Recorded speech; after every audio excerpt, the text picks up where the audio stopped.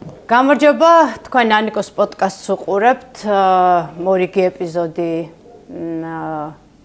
საფეხბურთო კლუბ რუსთავს დაეთმობა, თუმცა სანამ ჩვენს მთავარ თემაზე გადავიდოდეთ და ჩემს სტუმართან გადავიდოდეთ, შეგახსენებთ, რომ გამოიწეროთ ჩვენი YouTube არხი დაგულე სპორტი, მოიწონოთ ჩვენი ვიდეოები, დაწეროთ კომენტარები, გაგვიზიაროთ. თქვენი შეხედულებები, ეს უკავშირი ძალიან მნიშვნელოვანია ჩვენთვის, ჩვენი განვითარებისთვის და ყველა ძალიან დიდი მადლობა, ვინც გამოიწერა ამ დრომდე ჩვენი არხი და ახალ მეგობრებს ველოდებით ჩვენს სივრცეში. 6 წლიანი პაუზის შემდეგ საფეხბურთო კლუბი რუსთავი ქართულ საფეხბურთო ელიტას უბრუნდება. ელიგაში დაწინაურდა გუნდი. გუნდის დირექტორი ბაჩანა ცხადაძე არის დღეს ჩემი სტუმარი და მასთან ერთად გავივლით ისევ იმ გზას, რომელიც გუნდმა გაიარა ამ დრომდე და ვისაუბრებთ საომავლო გეგმებზე. გამარჯობა ბაჩანა. მოგესალმებით, ნანიკო, მივესალმებით თქვენს მაყურებელს. მადლობა მოწვევისთვის, მადლობა ყურადღებისთვის. წარმატებას უსურებ თქვენს პოდკასტს, რომელიც ძალიან საინტერესოა და ვფიქრობ, ძალიან საჭირო ქართული ფეხბურთის განვითარებისთვის ერთ-ერთი მნიშვნელოვანი ნაწილია და წარმატებას გისურვებთ. დიდი მადლობა და მე კიდევ ერთხელ ვისარგებლებ შემთხვევით და საჯაროდ შენც მოგილოცავ რუსთავის წარმატებას და რუსთაველ გულშემატკივარს, ფეხბურთელებს, ყველა იმ ადამიანს, ვინც წვრილი შეიტანა მართლაც აი ამ მნიშვნელოვან შედეგში. ელოდი თუ არა რომ მოდი ასე ვთქვათ, პირველი ადგილით გადავიდოდა რუსთავი წელს ეროვნულ ლიგაში. მადლობა მოლოცვისთვის, უერთდები თქვენს მილოცვას რუსთაველებისთვის და ყველა ჩვენი გულშემატკივრისთვის. ძალიან მნიშვნელოვანი გამარჯვება იყო და პირდაპირ გეტყვით, რომ პირველივე დღიდან როცა ჩვენ გეგმავდით ამ სეზონისთვის, წინა სასეზონო შეკრებაზე მხოლოდ განიხილებოდა პირველი ადგილი.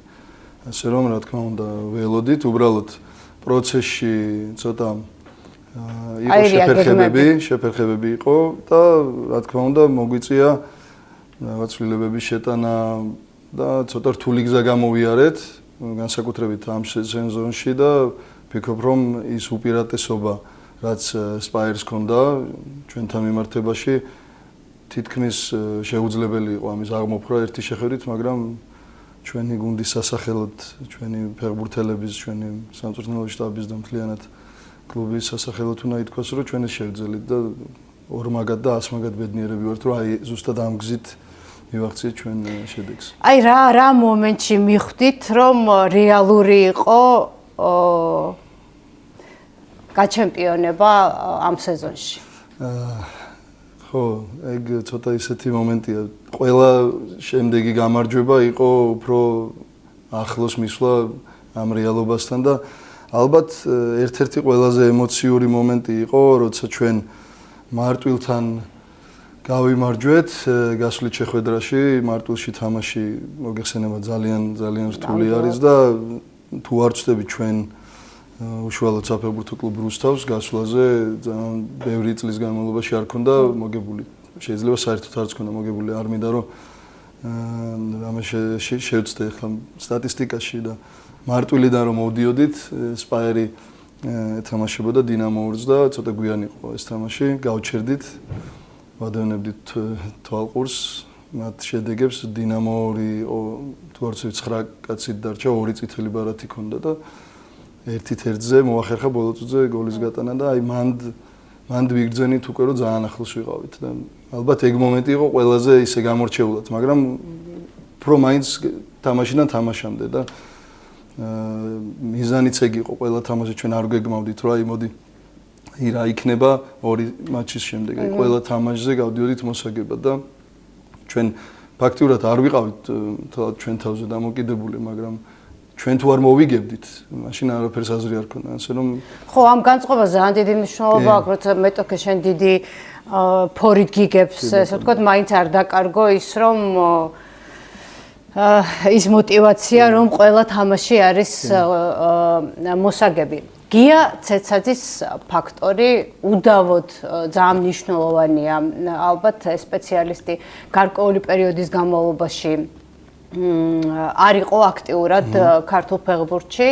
აპრილში მე მგონი თუ არ ვცდები, ხო, აპრილში მოვიდა ის რუსთავში. როგორ შეაფასებთ მის მუშაობას? პირველ რიგში, რა თქმა უნდა, დადებითად და მის ჩვენთან მოსვლას და მის დანიშვნას რაც შეეხება, ეს იქიდან გამომდინარე მოხდა, რომ რა თქმა უნდა ჩვენ გვჯეროდა მაშინაც და ეხლაც მისი კვალიფიკაციის, გამოცდილების და ის პაუზა რაც მას ჰქონდა დიდი ფეხბურთის ამბავში, თორე ბავშვთა ფეხბურთში ჩართული იყო და მწვრთნელები ზოგადად არ იცვენებენ ეს უბრალოდ ესე ჩანს, თორე მე გიას რო ვიცნობ და ცოტა სხვა მიდგომები აქვს ფეხბურთთან და თავის საქმიანობასთან დაკავშირებით ზედმეტად შეყვარებული და ფანატიკურად შეყვარებული ადამიანია ფეხბურთზე და თავის სამწვრთნელო საქმიანობაზე. ასე რომ ჩვენ როცა გადავწყვიტეთ ამ ცვლილებების გაკეთება, რა თქმა უნდა იყო რამოდენიმე კანდიდატი და გიას რომ შევხვდით და ვესაუბრეთ, იქიდან გამომდინარე რომ ჩვენ რამ მდგომარეობაშიც ვიყავით, მაშინ უკვე 5 ქულა იყო ჩამორჩენა და მიზანი იყო მხოლოდ პირველი ადგილი. ამას ახლა 5 ქულით უკან რო არის გუნდი თან პროცესში რომ მოდის მწვრთნელი, დამიჯერეთ ბევრი ამაზე ხელს არ მოაწერდა, ხო? გარანტირებულად პირველი ადგილი იყო მოთხოვნა და არავითარი პლეი-ოფი და ასე შემდეგ. კონკრეტულად იყო საუბარი პირველ ადგილზე და შესაბამისად აბსოლუტურად ყველაფერი იყო ამაზე აწყობილი. შედეგზე იყო ყველაფერი დამოკიდებული. და ძალიან დამაჯერებლად გითხრა რომ ის ამას შეძლებდა, უბრალოდ ზაფხულში რა თქმა უნდა დაგჭირდებოდა გაძლიერება, დაგჭირდებოდა რამოდენიმე ცვლილების შეტანა შემადგენლობაში, რაც გავაკეთეთ კიდეც და მადლობა მის სამწვრთნელო შტაბს, რომ ესეთ რთულ დროს ამ გამოწვევას დათანხმდა და ჩვენ ეს ერთად შევძელით ყველამ ერთად. რუსთავი არის კარგი მაგალითი, ალბათ იმ ძალიან მცირე გუნდებს შორის, რომელმაც ძალიან კარგად გამოიყენა ლეგიონერების თემა. თქვენი შეტევითი ხაზი პრინციპში მთლიანად ლეგიონერებზე იყო აწყობილი. როგორ ხდებოდა ეს სელექცია და გაარტყით ესე ვთქვათ ფეხბურთელები თუ დარწმუნებული იყავით რომ რაღაც შედეგს დადებდნენ? იცით როგორ არის, რა თქმა უნდა გაარტყა საერთოდ ყველაფერი, რაც არ უნდა დარწმუნებული იყო, ან არ იყო, უნდა გაგიმართლოს. ამას ყოველთვის აღნიშნავ, რომ როგორი გადაწყვეტილებაც არ უნდა მიიღო, როგორი სკაუტინგიც არ უნდა ჩაატარო, რა სამწვრთნელო პროცესიც არ უნდა იყოს, უნდა გაგიმართლოს აუცილებლად კონკრეტულმა ფეხბურთელმა, თუნდაც ტრავმიანობა რო არ იყო და არ გვაქვს ჩვენ იმის ფუფუნება, განსაკუთრებით ლიგა 2-ში ქართულ კლუბებს, რომ გრძელი სკამი და 3 შემადგენლობა ყავდეს, ხო? დამოკიდებულები ვართ სამწუხაროდ ფეხბურთელებზე და თითო პოზიციაზე ხშირ შემთხვევაში 2 თანაბარი ძალის ფეხბურთელი არ ყავს. ასე რომ, კი, ლეგიონერების თემაზე სხვათა შორის შარშანაც ლეგიონერებთან ასე ვთქვათ პრეტენზია არ გვაქვს, ვინც ჩამოდის 80-85%-იანი შედეგი არის, რომ დადებითად აისახება მათი თამაში და კმაყოფილები ვართ. განსაკუთრებით ზაფხულში ჩვენ როცა დავიმატეთ 2 ფეხბურთელი, 3 დავიმატეთ ლეგიონერი, მაგრამ 2 იყო რომელიც შეტევით ხაზში ასე ვთქვათ ქმნიდა თამაშს, ეს არის ჟან ალმეიდა და პრინცოსეი. პრინცოსეი პრინციპში იყო ჩვენთან ერთად თებერვლიდან, უბრალოდ ტრანსფერის რეგისტრაცია ვერ მოახერხეთ, იმიტომ რომ წარსულ კლუბში რაღაც პრობლემები იყო საბუთებთან დაკავშირებით და სეზონის შუაში მოხდა მისი რეგისტრაცია. ჟან ალმეიდას რაც შეეხება, მას დიდი ხანია ვაკვირდები. ფინეთის ქვედა ლიგაში იყო, სადაც 22 გოლი გაიტანა და იანვარშივე გვინდოდა მისი დამატება უბრალოდ მაშინ არჩევანი გავაკეთეთ უფრო გამოცდილ ფეხბურთელზე და პრინციპში ლოგიკურიც იყო. შეიძლება და მაშინვე მოგვიყვანა ჟანი, მაგრამ ალბათ ესე იყო, საჭირო რომ მომხდარიყო და კარგად მოხდა ყველაფერი. აი ჟანის მაგალითზე და ზოგადად აი რუსთავის ლეგიონერების მაგალითზე შეგვიძლია თუ არა იმის თქმა, რომ აი ქართული ფინანსური რესურსით, კარგი სელექციის პირობებში, კარგი ლეგიონერის მოყვანა შეიძლება ჩვენს ჩემპიონატებში.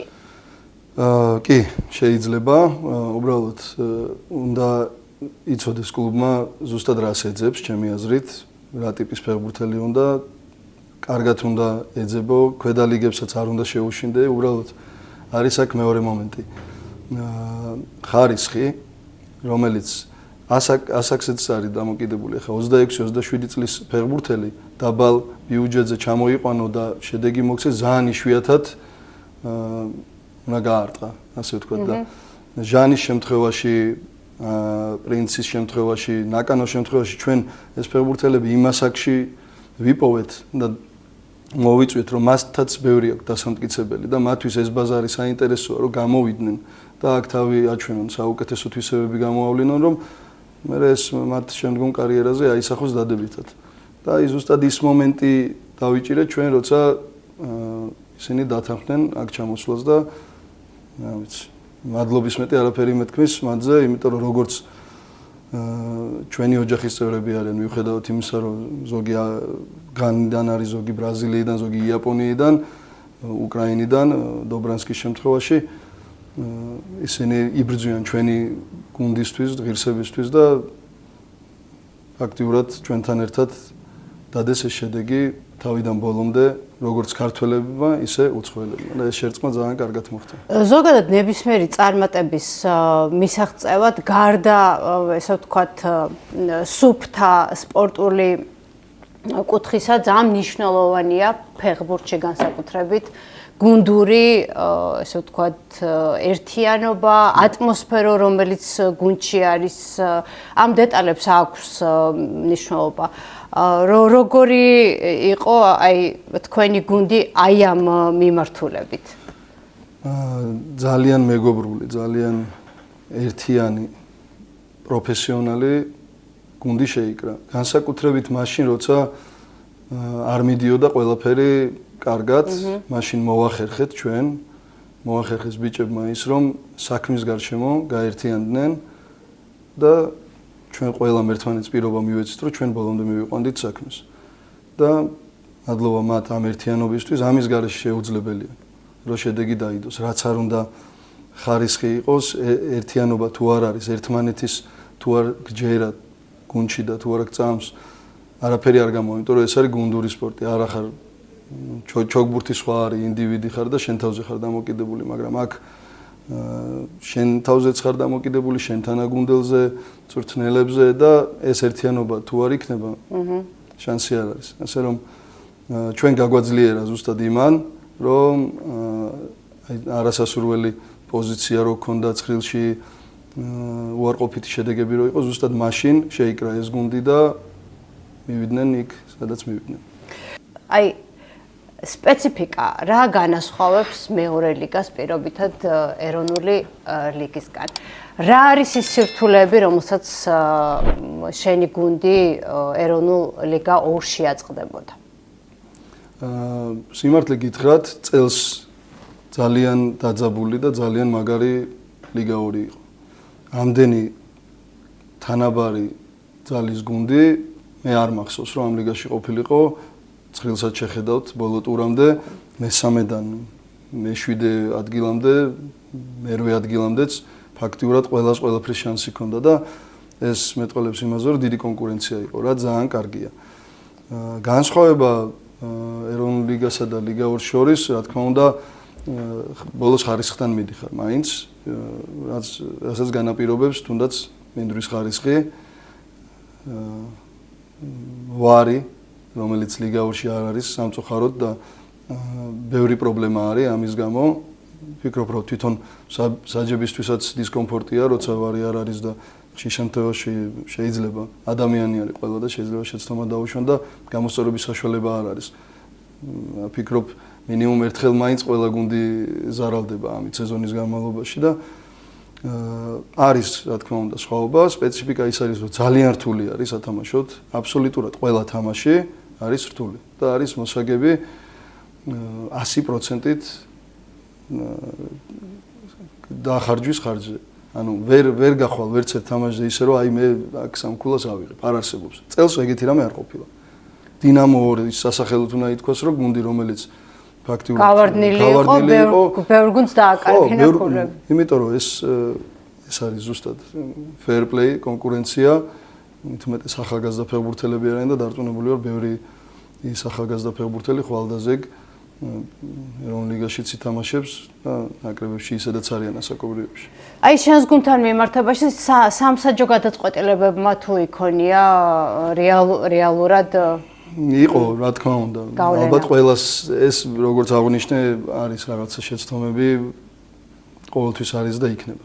ეს ადამიანური მომენტია, დარწმუნებული ვარ თუ რამე ისეთი შეცდომა იყო, მაგალითად ლოკომოტივთან თამაშზე 3-2 წავაგეთ გასვლაზე და იქ არ გადაკვეთა ბურთმა ხაზი, აი ზუსტად ის მომენტია, სადაც ვარი გჭირდება და ტექნოლოგიები უნდა ჩაერთოს და იქ ახლა ესე ძალიან რთული ადგილზე გადაწყვეტილების მიღება და ალბათ ეგ მომენტი იყო რა, რაც შემიძლია რომ გავიხსენო და შეცდომები არის და აუცილებლად მომავალშიც იქნება რა, უბრალოდ ვარი ძალიან ბევრ რამეს აკომპენსირებს და ამცირებს ამ შეცდომების აზღვევს. კი, აზღვევს ხო და ლიგა 2-ში თუ სამომავლოდ იქნება ამის საშუალება, არ არის ეს ცოტა ძვირიფუფუნება არის, რამდენადაც ვიცი და ამის გარდა კიდე ბევრი რამე არის.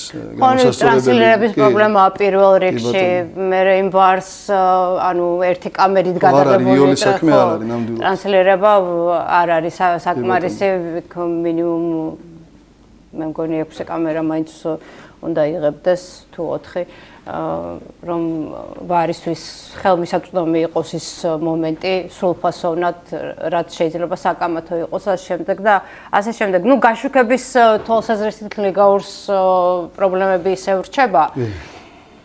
და იმედია რომ მომდევნო წლებში ეს პრობლემაც აღმოიფხვრება. მაგვიმართულებით ფიქრობ რომ თუ ესე გლობალურად და რაღაც ერთიანად როგორც ეროვნულ ლიგაში არის არ მოხერხდა კლუბები თვითონ თუ იზრუნებენ პირველ ეტაპზე და ჩვენ მაგას ვახერხებთ ყველა ჩვენ თამაშს ვაშუქებთ ყავს გადამღები ჯგუფი რომელსაც გირაობთ და ძალიან ბედნიერია ჩვენი გულშემატკივარიც და ყველა ფიქრობ რომ ძალიან ბევრ გუნდს უკვე წელს ჰქონდა ეს ამბავი და რაღაც ლოკალურად არ შეიძლება ესე ყველაფერი უბრალოდ თქვათ რომ აი უნდა იყოს. არის ხანდახან მომენტები რომ ვერ იქნება დღეს და იცი რომ ვერ იქნება და ლოკალურად უნდა მიხედო შენ და რაღაც პრიორიტეტად უნდა დააყენო გაშუქება თუნდაც და მე ვფიქრობ რომ ეს თუნდაც იმ ფეხბურთელების ის ფეხბურთელი არის იმიჯი უნდა შეუქმნა იმ ფეხბურთელს ახალგაზრდა ფეხბურთელს ხო გოლს რო გაიტანს არ უნდა დაიკარგოს. კი ბატონო არ უნდა დაიკარგოს და ეს ერთ-ერთი პრიორიტეტი არის ჩვენთვის და ფიქრობ რომ ესეც უნდა იყოს. ზოგადად აი ამ კომერციალიზებულ სამყაროში უკვე ძალიან დიდი მნიშვნელობა ენიჭება ამ გაშუქებასაც, PR-საც, ანუ ეს ყველაფერი შემდეგ ბრძოლის უნარიანობაზე, კონკრეტული ინდივიდის და კონკრეტული ფეხბურთელის ძალიან დიდ მნიშვნელობას იძენს და მატებს ეს ყველაფერი, ეს мотиваცია აუცილებლად საჭიროა უფრო დიდი დოზით კლუბებმა, რა თქმა უნდა, პირველ რიგში იზრუნონ თავიანთი ფეხბურთელების აფიშირებაზე, ესე ვთქვათ. ეს საერთო საქმეს ყოველთვის წაადგება. რუსთაველი გულშემატკივარი. მე რამდენადაც ვატყობ გულშემატკივრობის თვალსაზრისით რუსთავი არის ის გუნდი, რომელსაც ყველაზე ნაკლები პრობლემა აქვს ამ მიმართულებით. საერთო სახალხო ზეიმად გადაიქცა პრინციპში რუსთავის უმაღლეს ლიგაში, ეროვნულ ლიგაში დაწინაურება. რა სიტყვი მათზე? ბედნიერები ვართ, რომ ყავს ერთგული გულშემატკივარი, რომელიც აბსოლუტურად ყველგან და ყოველთვის ჩვენ გვერდით არის.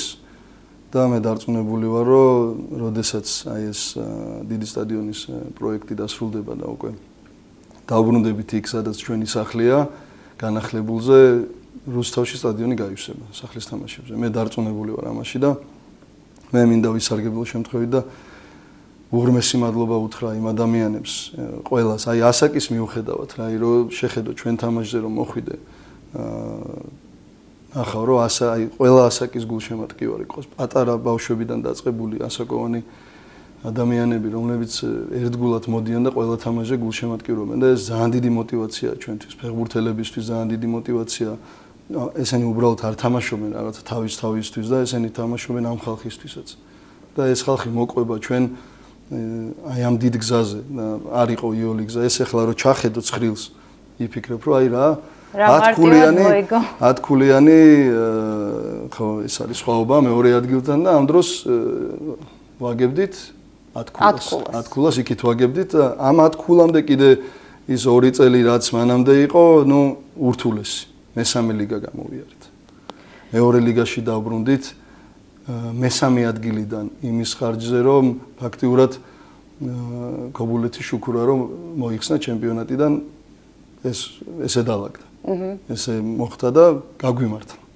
მაგრამ აქვე ვიტყვი რომ იმ წელს როცა მესამეზე გავედით ჩვენ პირველზე უნდა გავსულიყავით და ეს არავითარ შემთხვევაში არ აკნინებს ჩვენი ფეხბურთელების შრომას. წარმოიდგინე ეს ხალხი მესამე ლიგიდან მოყვება. გადმოხვედი მეორე ლიგაში და პირველივე წელს შანსი გაგიჩნდა უმაღლესში გადასვლაზე და პლეი-ოფით 3 წუთით ადრე პენლებამდე 3 წუთით ადრე უშვებთ გოლს და 117 წუთზე სრულდება ეს ოცნება თითქოს ჩაიმსხვრა. და ამის მიუხედავად შემდეგი წელი, ანუ ეს წელი რაოდენობა იზრდება. ხო, აი ტენდენციაზე მინდოდა მეკითხა, რამდენად ზრდადია ეს პროცესი. სამწუხაროდ ჩვენ არ გვაქვს ახლა იმის საშუალება, რომ უმასპინძლოთ ყველას, ვისაც სურვილი აქვს. ვერ ვეტევით ფაქტიურად ის რაც გვაქვს, იმითაც ბედნიერები ვართ ამ ეტაპზე, რომ ახალი ტექნიკური ცენტრი გვაქვს და სახლში თამაში შეგვიძლია და ნახევარი სეზონი მარნეულში გავატარეთ, მოგეხსენებათ, რომ უკვე შეგრძნებაც არ ქონდა, რომ სუგასვლაზე თამაშობდით. ესეც ერთი გამოწვევა იყო. მარნეულშიც კი ჩამოდიოდნენ. ტრანსპორტი და მთელი ამბავი ჩამოდიოდნენ, მაგრამ ნუ ყველა ხო ვერ ახერხებს. ეხლა ახალ ტექნიკურ ცენტრში არის პატარა ტრიბუნა. პატარა ტრიბუნა 200 ადამიანი. პატარა ტრიბუნა გადავსებულია, ტრიბუნის წინ ხალხი დგას, გვერდებზე ხალხი დგას და ალბათ აი გარშემო ვერ დადგება ფიზიკურად, იმიტომ რომ ნუ უსაფრთხოების ამბავში არ შეიძლება, თორე დარწმუნებული ვარ რომ კიდე უფრო მეტი ხალხი მოვიდოდა და აუცილებლად მოვაკიდეც. ეროვნულ ლიგაში უკვე მოთხოვნები იცვლება, აუცილებლად ბუნებრივი საფარიანი უნდა იყოს მოედანი, სადაც გუნდი ითამაშებს. დაუბრუნდებით ისევ დროებით ტექნიკურ ცენტრს ფედერაციის რუსთავში მდებარე ტექნიკურ ცენტრს, დროებით სანამ უკვე ჩვენი საშინაო არენა აშენდება. ბაჩენა, ეხლა მინდა უკვე ცოტა საომავლო გეგმებზეც ვისაუბროთ. გუნდის რჩება თუ არა გია ცეცაძე რუსთავში? აუცილებლად. ჯერ რა თქმა უნდა გეტყვით რომ არ გავგიფორმებია ახალი ხელშეკრულება, მაგრამ აუცილებლად დარჩება. მისი სურვილიც არის, ჩვენი სურვილი რა თქმა უნდა არის და საერთო ჯამში რომ მოვაქციოთ, ვეცდებით რომ ძირითადი ბირთვი შევინარჩუნოთ. ხო, და შემადგენლობას რაც შეეხება. ბირთვი შენარჩუნდება და შოთაი რა პოზიციებზე ეძებთ უკვე კვალიფიციურ ფეხბურთელებს? კვალიფიციურ და კარგ ფეხბურთელზე უარს არ ვიტყვით ნამდვილად არასდროს არც ერთ პოზიციაზე.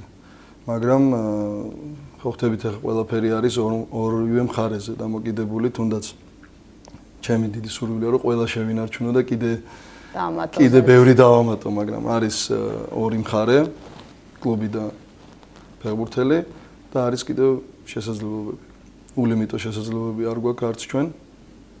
ვფიქრობ არც არავის საქართველოში ამ ეტაპზე და ყველაფერი აქედან გამომდინარე იქნება.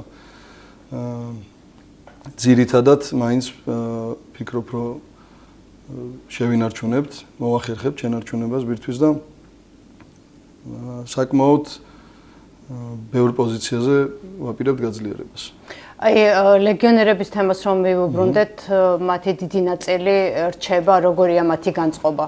მათი განწყობა დადებითია და სურვილი აქვთ დარჩენის, რამოდენიმე აქვს მოქმედი ხელშეკრულება გრძელვადიანი, ვისაც დაუსრულდა ხელშეკრულება, იმათ უკვე ვესაუბრეთ და უმეტესობა დარჩება.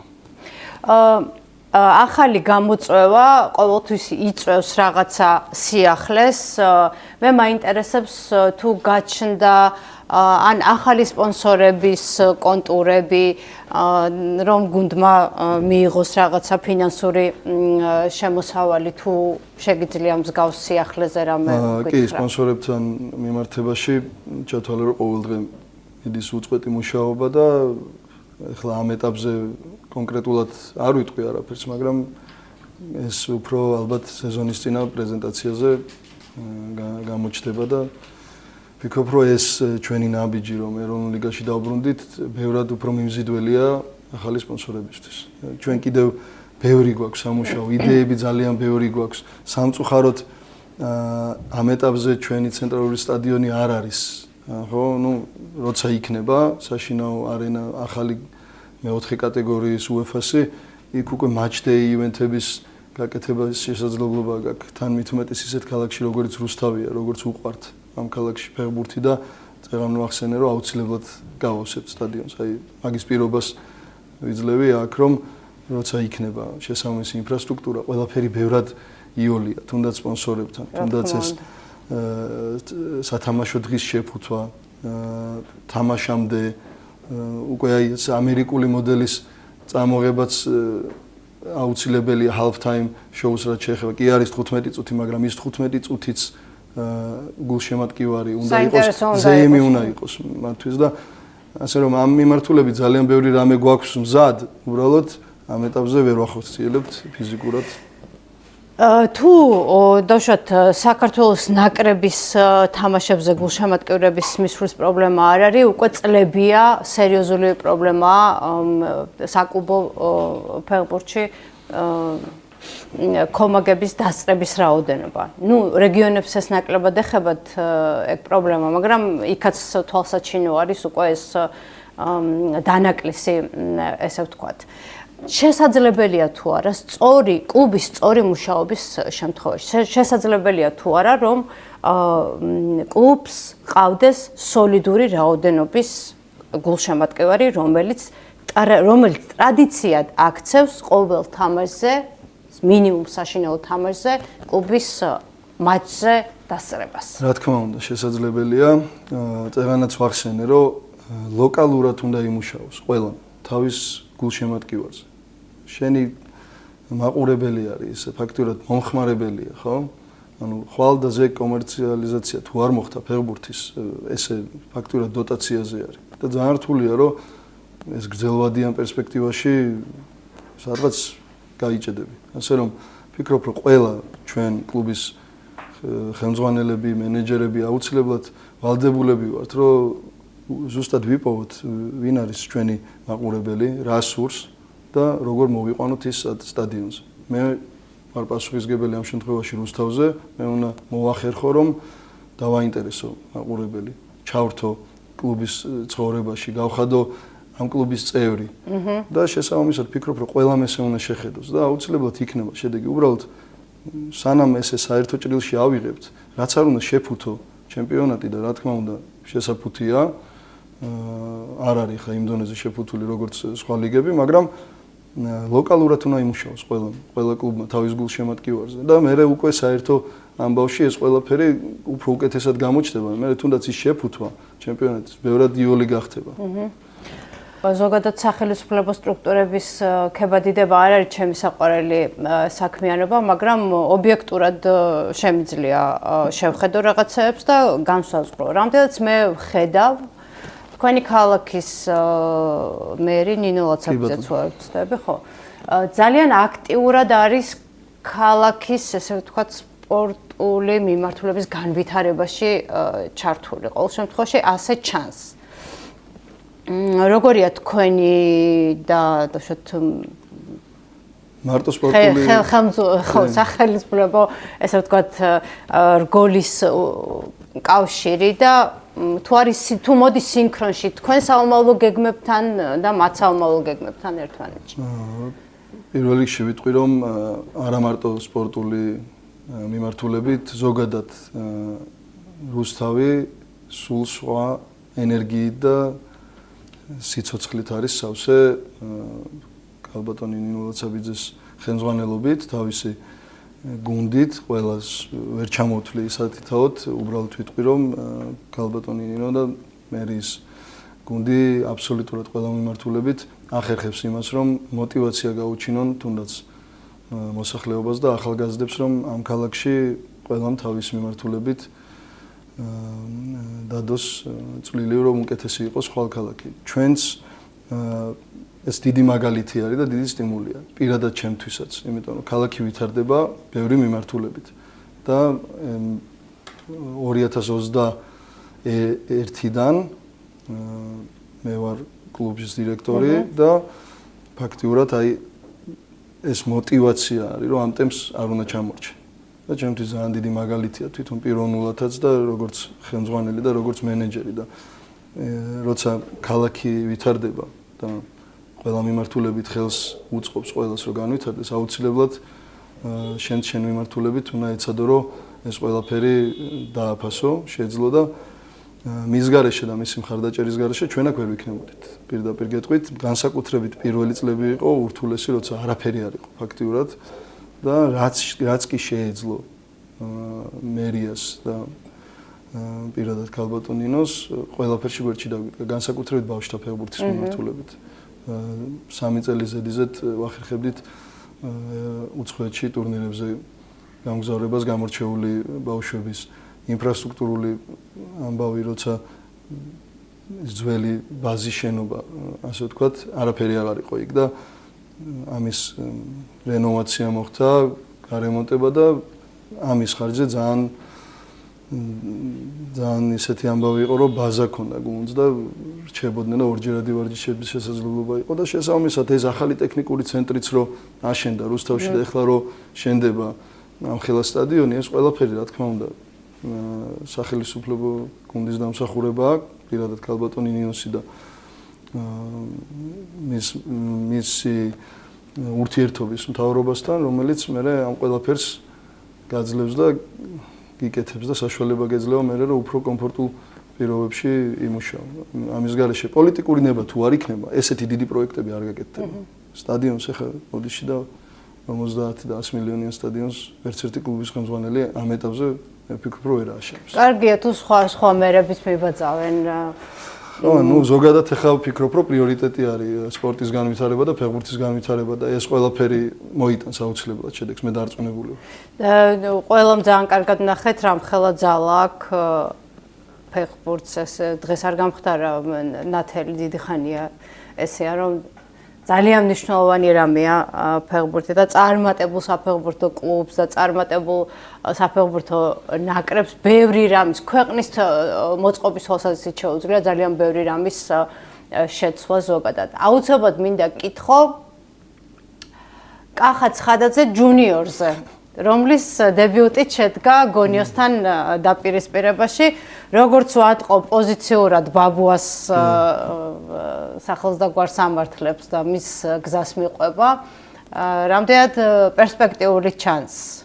ბაბუამდე ჯერ შორია, მაგრამ ნუ ყოველ შემთხვევაში ყველაფერი მასია დამოკიდებული და ჩვენ ზოგადად ახალგაზრდების დაწინაურებაზე შარშან დავიწყეთ ყველას, ნუ განსაკუთრებით უკვე ბოლო ტურებში, როცა ნაკლები წნეხი არის, ყველას მივეცით სტიმული. შარშან ყავდა 16 წლის დებიუტანტი ერეკლე მიგრიაული, რომელიც წელსაც ჩვენთან არის, წელს კახას მოუწია მწვრთნელის გადაწყვეტილებით და ეს ვფიქრობ, რომ მისთვის სტიმული უნდა იყოს და დანარჩენი რა თქმა უნდა განვითარების გზა არის 16 წლის ასაკში ჯერ კიდევ ყველაფერი წინა აქვს და როგორც განვითარდებიან ახალგაზრდები, ჩვენ მხოლოდ როგორც კლუბი ბედნიერები ვიქნებით თუ ჩვენი აღსაზრდელები და კლუბ შემადგენლობიდან დაწინაურებული ფეხბურთელები ითამაშებენ ძირითად გუნდში. და ჩვენი საუბრის ბოლოს რა ამბიციით მიდის რუსთავი ეროვნულ ლიგაში? ეს იქნება პირველ სეზონში ადგილის შენარჩუნება თუ უფრო ხმაურიანი დაბრუნებისთვის ემზადებით? არავითარ შემთხვევაში ადგილის შენარჩუნება. ჩვენ მოდი ესე გეტყვი. ვერ ვიტყვი რომ აი წელს ამას ვიზავთ მომავალ წელს იმას, მაგრამ ჩვენ გვაქვს გრძელვადიანი გეგმა და ჩვენ უნდა შევქმნათ კლუბი და გუნდი, რომელიც იბრძოლებს უმაღლესი მიზნებისთვის. ეს როდის მოხდება? ზუსტად ვერ გეტყვი, მაგრამ ჩვენ ავიღებთ ამისთვის 3 წელიწადს. ჩვენ გვქონდა ახლა 3 წლიანი გეგმა, ეს ერთი ეტაპი დავხურეთ. შევქმნით გუნდი, შევქმნით გავასწორეთ კლუბში სტრუქტურულად ბევრი ხარვეზი, დაგვეწია ინფრასტრუქტურული პროექტები, რამაც ვფიქრობ, რომ ძალიან დიდი როლი ითამაშა და ეს ეტაპი დავხურეთ. და ახლა იწყება ახალი ეტაპი, რომელიც ისევ 3 წლიანი გეგმაა. 3 წლიან გეგმაში, რაც უფრო მალე მოვახერხებთ ამას, რომ ჩვენ კონკურენტუნარიანი გუნდი შევქმნათ, რომელიც იბრძოლებს უმაღლესი მიზნებისთვის ეროვნულ ლიგაში. უმაღლესი მიზნებისთვის ეს არის ჩემპიონობა, თუ ეს არის ევროტურნირების საგზური? უმაღლესი მიზანი ჩემპიონობა არის, რა თქმა უნდა. რასაც მოყვება ევროტურნირების საგზური. და ჩვენ ამისთვის უნდა ვიბრძოლოთ. როდის გამოგვივა და როგორ გამოგვივა, ამას მომავალი გვიჩვენებს. ძალიან დიდი მადლობა, ბაჩო. კიდევ ერთხელ გილოცავთ, მე ძალიან ინტერესით ვაკვირდები ზოგადად შენ საქმიანობას რუსთავში მისვლის შემდეგ, ისევე როგორც ყველა კლუბის ხელმძღვანელი საქმიანობას ვაკვირდები, ჩემი პოდკასტის ფორმატში არაერთ მათგანს გავაცნობ, ესე ვთქვათ, ჩემს მაყურებელს. ძალიან მაგარი საქმე გააკეთა წელს რუსთავმა და რა ვიცი, ღირსეულ დაბრუნებას გისურვებთ და წარმატებებს თქვენ კლუბს და თქვენს გულშემატკივარს. დიდი მადლობა. ნადიკოს პოდკასტს უყურებდით, თქვენ ჩემი სტუმარი გახდათ საფეხბურთო კლუბ რუსთავის დირექტორი ბაჩანა ცხადაძე. გამოიწერეთ აუცილებლად ჩვენი არხი დაგულე სპორტი. დაელოდეთ ჩვენს მორიგ ეპიზოდებს, დატოვეთ კომენტარები, მოიწონეთ ჩვენი ვიდეოები. მადლობა რომ მიყურეთ. მომავალ შეხვედრამდე გემშვიდობებით.